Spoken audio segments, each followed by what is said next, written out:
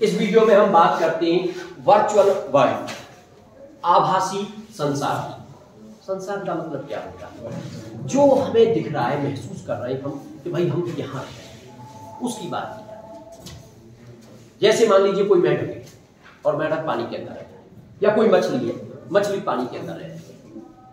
अब उसे पानी से बाहर कितना दिखता है, बाहर का जो दिखाई दे रहा है वो उसके लिए आभासी संसार है, वो उसके लिए वर्चुअल वर्ल्ड है। देखिए ये टॉपिक कभी नहीं पूछा जाता, लेकिन इस टॉपिक पर न्यूमेरिकल अक्सर पूछा जाता है, कंपटीशन में भी और बोर्ड के एग्जाम में। तो हमें इस टॉपिक को समझना है कि भाई इस टॉपिक पे अगर न्यूमेरिकल आएगा तो वो न्यूमेरिकल सॉल्व कैसे करेंगे। मान लीजिए ये कहीं पानी भरा हुआ है, ये हम पानी लेके चल रहे हैं, पानी की बजाय कोई और चीज भी हो सकती है, यानी गैसर मीडियम है। क्या है? गैसर मीडियम है। और इस गैसर मीडियम में यहां पर एक मछली है, और या ऐसे भी क्वेश्चन आ सकता है कि यहां पर एक बल्ब जल रहा है। आप कहोगे सब पानी के अंदर जल सकती, कोई प्रॉब्लम नहीं, आजकल टेक्नोलॉजी इतनी हाई हो गई है कि कर सकते हैं सब काम, ठीक है ना।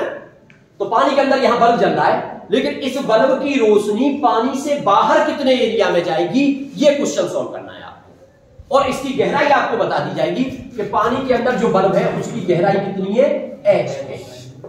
ये गहराई आपको बता दी जाएगी। अब आपको ये पता लगाना है कि ऐसा कितना एरिया होगा जिसमें इस बल्ब की रोशनी जाएगी, या फिर अगर यहां मछली है तो ऐसा कितना एरिया होगा जो मछली को बाहर का एरिया दिखाई देगा। वही उसके लिए बोला जाता है वर्चुअल वर्ल्ड, आभासी संसार। बात समझ में आ गई? तो अब ऐसा समझने के लिए एक्चुअल में ये टॉपिक संबंधित है क्रिटिकल एंगल और टोटल इंटरनल रिफ्लेक्शन से। तो जो प्रकाश किरण इससे, ये एक तरह से ऑब्जेक्ट का काम कर रहा है, तो जो प्रकाश किरण यहां से सीधी जाएगी, वो तो देखो यहां पर एक तरह से सीधी पहुंच रही है, तो वो सीधी चली जाएगी बिना अपने पाथ से डगे हुए।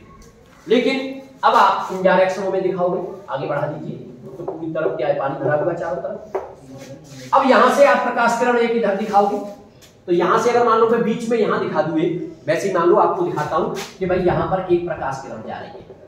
तो इस जगह पे जब आप दिखाओगे तो किससे जा रही है, सघन माध्यम से विरल की तरफ, तो अविलंब से दूर हट जाएगी, तो ऐसे चली जाएगी।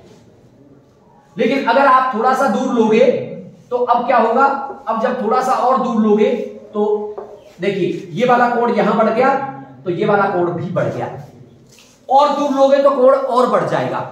सिचुएशन ऐसी बन जाएगी कि एक स्थिति ऐसी आ जाएगी कि ये जो कोण है वो क्रांतिक कोण के बराबर हो जाएगा। और जब ये कोण क्रांतिक कोण के बराबर हो जाएगा तो अब प्रकाश किरण ऐसे चली जाएगी सीधी, और उससे अगर तुम थोड़ा सा आगे दिखाओगे कोई किरण लेते हुए, तो अब उसका हो जाएगा टोटल इंटरनल रिफ्लेक्शन, वो लौट करके नीचे ही आ जाएगी। इसका मतलब ऊपर रोशनी कितने में गई, जब तक प्रकाश किरण इधर नहीं गई थी, इधर के बाद तो रोशनी लौट करके नीचे आने लग गई, तो केवल इससे ऊपर वाला जो एरिया बचा उसमें गई। तो जितना इधर जाएगी, ये मान के चलो ये क्रांतिक कोण मान रही हो आप इसको, यानी इस वाली लाइन को आप डार्क कर लीजिए। तो इस कोण को आप लेके चल रहे हैं, इसको बीच में से अब हटा देते हैं, क्योंकि ये बस बताने के लिए कहा था कि ये ऐसी है। इस कोण को आप आईसी कह रहे हो, तो इधर ये वाला कोण हो गया आपका आईसी।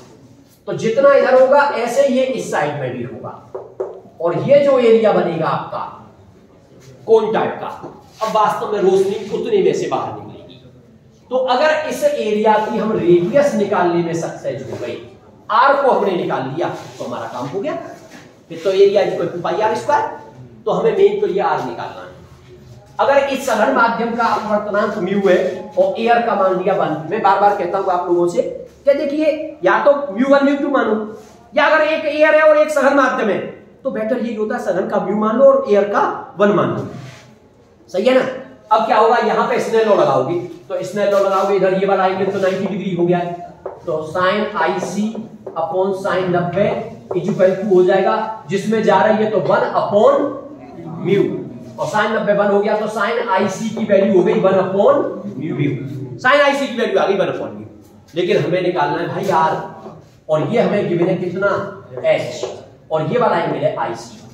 तो अब इसमें तो 10 लेना पड़ेगा, तो 10 आईसी कितना हो जाएगा, 10 आईसी इक्वल टू हो जाएगा आर अपॉन, और मुझे आर चाहिए तो r equal to h 10 IC. जब साइन आईसी की वैल्यू हमारे पास है तो ट्रिग्नोमेट्री के फॉर्मूले हमें जानते ही हम tan IC निकाल सकते हैं। और या चलो ट्रिग्नोमेट्री के फॉर्मूले मत लगाओ, एक काम करो, साइन की ये वैल्यू दे रखी है, ट्राइंगल ले लेना है, ट्राइंगल बना लेना। इस एंगल को IC लोगे तो साइन में ये 1 हो जाएगा तो ये म्यू हो जाएगा, जानते हो ना निकालना ऐसे। और जब ये म्यू है ये बने तो ये बेस आ जाएगा म्यू स्क्वायर माइनस 1। और अब यहां से tan IC की वैल्यू निकालोगे तो tan IC की वैल्यू हो गई 1/रूट में म्यू स्क्वायर माइनस 1। ये tan IC की वैल्यू निकल कर दिया। अब आप क्या करोगे साहब, tan IC की वैल्यू लगा दोगे यहां पे, तो R = H और tan IC की जगह पे आपने रख दिया 1/रूट में म्यू स्क्वायर माइनस, तो R की वैल्यू हो गई H/रूट में म्यू स्क्वायर माइनस 1। तो अगर कभी रेडियस पूछे वो उसकी तो इस क्वांटिटी से, और कहता है कि उस एरिया को बताओ, वर्चुअल वर्ल्ड को बताओ, आभासी संसार को बताओ, तो एरिया A = होता है पाई R स्क्वायर।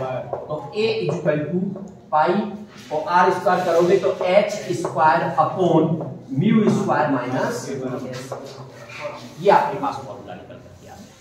तो इस तरह का कोई भी न्यूमेरिकल आ जाए जिसमें वो इस तरह का क्वेश्चन दे रहा है कि एक बल्ब पानी के अंदर इतनी गहराई पे जल रहा है, बताइए उसकी रोशनी ऊपर कितने क्षेत्रफल में आएगी, तुरंत आपको ये फॉर्मूला लगा देना। और वहां उस पानी का अपवर्तनांक दे रहा होगा, तो केवल 2 चीजों की जरूरत है, कितनी गहराई पर और उसका अपवर्तनांक। क्वेश्चन सॉल्व कर दिया जाए।